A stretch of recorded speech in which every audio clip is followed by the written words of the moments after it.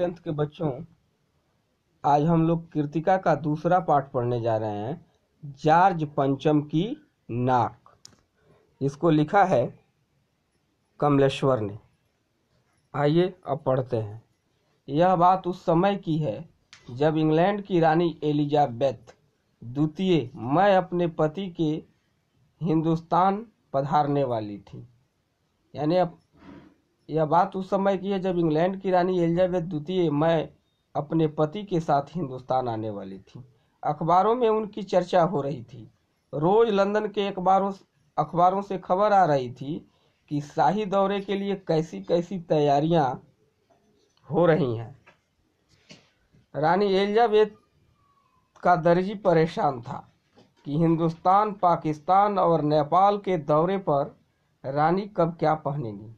उनका सेक्रेटरी और शायद जासूस भी उनके पहले ही इस महाद्वीप का तूफानी दौरा करने वाला था। आखिर कोई मजाक तो था नहीं। जमाना चूंकि नया था, फौज फाटे के साथ निकलने के दिन बीत चुके थे। यानी पहले राजा जब जाते थे तो उनकी फौज भी जाती थी साथ में। अब वह दिन नहीं है, इसलिए फोटोग्राफरों की फौज तैयार हो रही थी। इंग्लैंड के अखबारों की कतरने हिंदुस्तानी अखबारों में दूसरे दिन चिपकी नजर आती थी कि रानी ने एक ऐसा हल्के नीले रंग का सूट बनवाया है जिसका रेशमी कपड़ा हिंदुस्तान से मंगाया गया है, कि करीब 400 पाउंड खर्चा उस सूट पर आया है। रानी एलिजाबेथ की जन्मपत्री भी छपी, प्रिंस फिलिप के कारनामे छपे, और तो और उनके नौकरों, बावर्चियों, खानसामों, अंगरक्षकों की पूरी ज्यूनियाँ देखने में आई। शाही महल में रहने वाले कुत्तों की तस्वीरें अखबार में छप गई। बड़ी धूम थी, बड़ा शोर शराबा था। शंख इंग्लैंड में बज रहा था, गूंज हिंदुस्तान में आ रही थी। यानी जो भी बात अखबारों में, इंग्लैंड के अखबारों में छपती थी, वह हिंदुस्तान के अखबारों में छपती थी, और यहाँ के लोग भी उसको पढ़ने के लिए उत्सुक रहते थे। इन खबरों से हिंदुस्तान में सनसनी फैल रही थी। राजधानी में तहलका मचा हुआ था। जो रानी 5,000 रुपये का रेशमी सूट पहनकर पालम की हवाई अड्डे पर उतरेंगी, उसके लिए कुछ तो होना ही चाहिए। कुछ क्या, बहुत कुछ होना चाहिए। जिसके बावर्ची पहले महायुद्ध में जान हथेली पर लेकर लड़ चुके हैं, उसकी शान शौकत में क्या कहने। और वही रानी दिल्ली आ रही है। नई दिल्ली ने अपनी तरफ देखा। बेसाख्ता मुंह से निकल गया। वह आए, अचानक यह मुंह से निकला कि वह आए हमारे घर खुदा की रहमत। कभी हम उनको, कभी अपने घर को देखते हैं। और देखते देखते नई दिल्ली का काया पलट होने लगा। और करिश्मा तो यह था कि किसी ने किसी से नहीं कहा, किसी ने किसी को नहीं देखा, पर सड़कें जवान हो गई, बुढ़ापे की धूल साफ हो गई। इमारतों ने नाजनीनों की तरह श्रृंगार किया। यानी रानी एलिजाबेथ के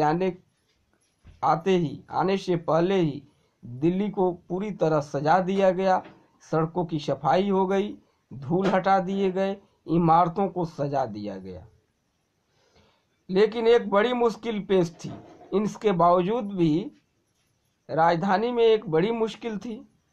वह थी जॉर्ज पंचम की नाक। नई दिल्ली में सब कुछ था, सब कुछ होता जा रहा था, सब कुछ हो जाने की उम्मीद थी, पर जॉर्ज पंचम की नाक बड़ी मुसीबत थी। नई दिल्ली में सब था, सिर्फ नाक नहीं था। यानी यह लेखक का व्यंग है कि नई दिल्ली में सब था, शासन हमारा था, लेकिन हमारे अंदर आत्मसम्मान नहीं था। इस नाक की लंबी दास्तान है। इस नाक के लिए बड़े तहलके मचे थे। किसी वक्त आंदोलन हुए थे, राजनीतिक पार्टियों ने प्रस्ताव पास किए थे, चंदा जमा किया था, कुछ नेताओं ने भाषण भी दिए थे, गर्मा गर्मी बहस भी हुई थी, अखबार के पन्ने रंग गए थे। बहस इस बात पर थी कि जॉर्ज पंचम की नाक रहने दी जाए या हटा दी जाए। यानी कहने का तात्पर्य है कि उनका सम्मान रहने दिया जाए या उनके सम्मान को मिटा दिया जाए।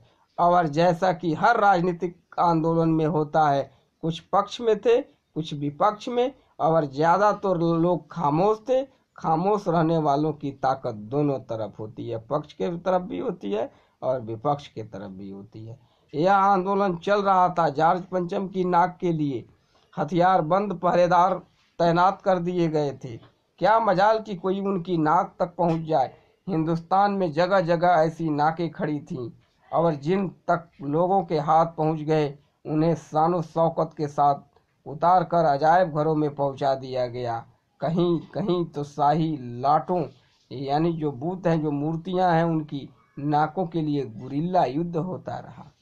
उसी जमाने में यह हादसा हुआ।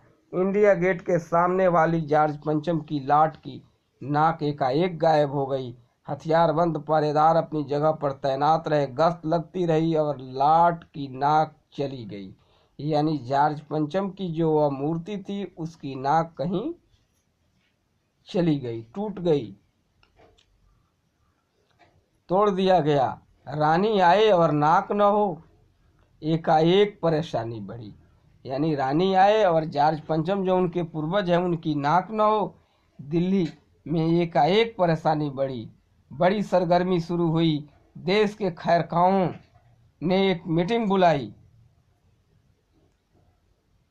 और मसला पेश किया गया कि क्या किया जाए। वहां सभी सहमत थे, अगर यह नाक नहीं तो हमारी भी नाक नहीं रह जाएगी।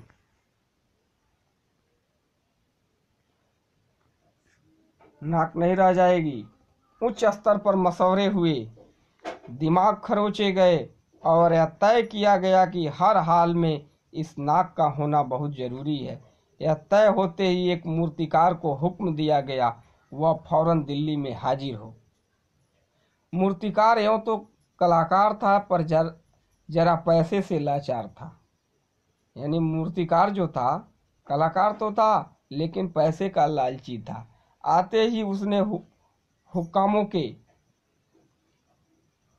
चेहरे देखे, अजीब परेशानी थी उन चेहरों पर। कुछ लटके हुए, कुछ उदास और कुछ बदहवास थे।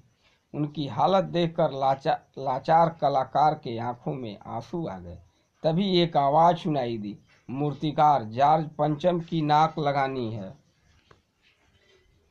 मूर्तिकार ने सुना और जवाब दिया, नाक लग जाएगी, पर मुझे यह मालूम होना चाहिए कि यह लाट कब और कहाँ बनी थी। इस लाट के लिए पत्थर कहाँ से लाया गया था। सब हुक्कामों ने एक दूसरे के तरफ ताका। एक की नज़र ने दूसरे से कहा, यह बताने की जिम्मेदारी तुम्हारी है। खैर मसला हल हुआ। एक क्लर्क को फोन किया गया और इस बात पर पूरी छानबीन करने का काम सौंप दिया गया। पुरातत्व विभाग फाइलों के पेट चीरे गए पर कुछ भी पता नहीं चला। क्लर्क ने लौटकर कमेटी के सामने कांपते हुए बयान दिया, सर मेरी खता माफ हो, फाइल सब कुछ हजम कर चुकी है। यानी फाइल में कुछ भी नहीं है। हुक्कामों के चेहरे पर उदासी के बादल छा गए। एक खास कमेटी बनाई गई, उसके जिम्मे यह काम दिया गया कि जैसे भी हो यह काम होना है और इस नाक का दारोमदार आप पर है। यानी जिम्मेदारी अब आप पर है। आखिर मूर्तिकार को फिर बुलाया गया। उसने मसला हल कर दिया और बोला, पत्थर की किस्म का ठीक पता नहीं चला तो परेशान मत होइए, मैं हिंदुस्तान के हर पहाड़ पर जाऊंगा और ऐसे ही पत्थर खोज कर लाऊंगा। कमेटी के सदस्यों में जान आई। सभापति ने चलते चलते गर्व से कहा, ऐसी क्या चीज है जो हिंदुस्तान में मिलती नहीं। वह हर चीज इस देश के गर्भ में छिपी है। जरूरत खोज करने की है। खोज करने के लिए मेहनत करनी होगी। इस मेहनत का फल हमें मिलेगा, आने वाला जमाना खुशहाल होगा। यह छोटा सा भाषण फौरन अखबार में छप गया। मूर्तिकार हिंदुस्तान के पहाड़ों और पत्थरों के खानों का दौरे पर निकल पड़ा। कुछ दिन बाद वह हताश लौटा। उसके चेहरे पर लानत बरस रही थी। उसके सिर पर उसने सिर लटकाकर खबर दी, हिंदुस्तान का चप्पा चप्पा खोज डाला, पर उस किस्म का पत्थर नहीं मिला। यह पत्थर विदेशी है। बस आज इतना ही, आगे अब आपको कल पढ़ाया जाएगा।